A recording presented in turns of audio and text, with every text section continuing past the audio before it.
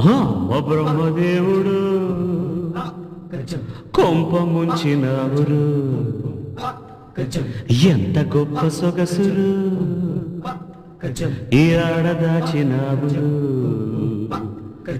పూల రెక్కలు కొన్ని తేనె చుక్కలు రంగరిస్తివు, ఇలా బొమ్మ చేస్తివు, అసలు భూలోకం ఇలాంటి సిరి చూసి ఉంటదా?